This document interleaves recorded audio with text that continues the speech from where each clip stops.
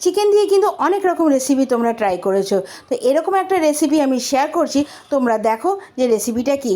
প্রথমে আমি কিন্তু খানিকটা বোনলেস চিকেন নিয়ে নিয়েছি। তো বাড়িতে অনেক সময় চিকেন আনলে কিন্তু বোনলেস চিকেনটা অনেকে পছন্দ করে না, তো সেটা দিয়েও তোমরা তৈরি করে নিতে পারো।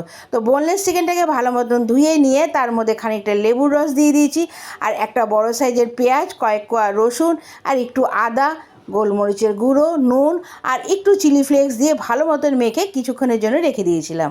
আর ওই চিকেনের মধ্যে কয়েকটা কাঁচা লঙ্কাও দিয়ে দিয়েছিলাম। এবার এ কটা জিনিসকে 10-15 মিনিট মেখে রেখে তারপরে একটা মিক্সিং বোলে দিয়ে ভালো মতন একটা পেস্ট তৈরি করে নেব। ভিডিওটা কিন্তু অবশ্যই সম্পূর্ণ দেখো, অসাধারণ একটা রেসিপি। এটা কিন্তু ভাত, রুটি, পোলাও সব কিছুর সাথে তোমরা সার্ভ করতে পারবে। এরপরে চিকেনটা পেস্ট করার সময় কিন্তু প্রায় 1 চামচের মতন আমি বাটার দিয়ে দিয়েছিলাম। বাটারটা দিলে কি হবে, চিকেনের যে কোপ্তাগুলো তৈরি করব ওটা কিন্তু প্রচণ্ড সফট হয় আর খেতেও কিন্তু দারুণ লাগে। তো এখানে কিন্তু প্রথমে আমি 1 চামচের মতন বাটার দিয়ে ভালো মতন একটা মিহি পেস্ট তৈরি করে নিয়েছি। এরপরে দিয়ে দিয়েছিলাম খানিকটা বিস্কুটের গুঁড়ো, তোমরা ব্রেড ক্রাম্বসও ইউজ করতে পারো। আর বিস্কুটের গুঁড়ো দিলে কাবাবগুলো করতেও কিন্তু সুবিধা হয়। এরপরে দিয়ে দিয়েছিলাম খানিকটা কুচনো ধনেপাতা। এরপরে দেখো আমি কড়াইতে একটু তেল নিয়ে তার মধ্যেও আমি নিয়ে নিয়েছিলাম 1 চামচের মতন বাটার। তো বাটারটা দেওয়ার পরে যখন তেল আর বাটারটা মোটামুটি গরম হয়ে এসছে, এবার চিকেনটাকে কাবাবের আকার করে এক এক করে ভেজে নিয়েছি। আর কাবাবগুলো কিন্তু দারুণ সফট হয়, কারণ এর মধ্যে কিন্তু বাটার দেওয়া আছে। এবার এক এক করে ভাজা হয়ে যাওয়ার পরে আমি কিন্তু আরেকটা মশলা তৈরি করে নিয়েছিলাম। তো তোমরা দেখো এখানে আমি কি নিয়েছি। আদা, কাঁচা লঙ্কা, রসুন আর একটা বড় সাইজের পেঁয়াজ কুচিয়ে নিয়েছিলাম, আর একটু ধনেপাতাও নিয়েছিলাম, আর তার মধ্যে দিয়ে দিয়েছিলাম কয়েকটা কাজু বাদাম।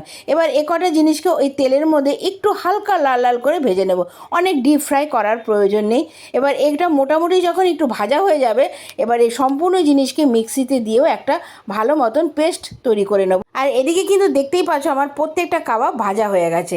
এরপরে কড়াইয়ের মধ্যে আরও একটু তেল আর বাটার ইউজ করে তার মধ্যে দিয়ে দিয়েছিলাম এলাচ আর দারচিনি ফোড়ন, আর যে মশলাটা পেস্ট করে রেখেছিলাম সেটাও দিয়ে দিলাম। এরপরে দিয়ে দিচ্ছি আন্দাজ মতন নুন, হলুদের ব্যবহার কিন্তু আমি এখানে করিনি। এরপরে দেখো এই মশলাটাকে বেশ খানিকক্ষণ কষিয়ে নিতে হবে, যাতে এর থেকে মোটামুটি একটু কাঁচা গন্ধ বেরিয়ে যায়। তবে কাঁচা গন্ধ খুব একটা থাকবে না, যেহেতু এই মশলাটা আগেই ভাজা হয়েছে। এবার স্বাদের জন্য দিয়ে দিয়েছিলাম সামান্য একটু মিষ্টি। এরপরে মশলাটা 10-15 মিনিট কষিয়ে নিয়ে এর মধ্যে দিয়ে দেবো পরিমাণ মতন জল।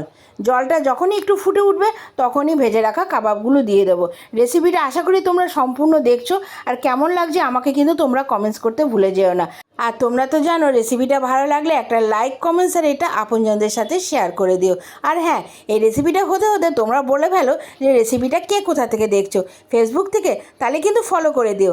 আর যদি ইউটিউব থেকে দেখে থাকো তাহলে কিন্তু আমার চ্যানেলটা সাবস্ক্রাইব করে দিয়ে বেল বাটনটা টিপে দিও, যাতে এরকম নিত্য নতুন রেসিপি যখনই আমি শেয়ার করব তার নোটিফিকেশান সবার আগে তোমাদের কাছে পৌঁছে যায়। তো দেখতেই পাচ্ছ রেসিপিটা কিন্তু আমার প্রায় কমপ্লিট। তো নামানোর আগে দিয়ে দিয়েছিলাম সামান্য একটু ঘি আর খানিকটা কাসুরি মেথি। তাহলে আবার দেখা হচ্ছে একটা নতুন রেসিপির সঙ্গে। এখনের জন্য টাটা।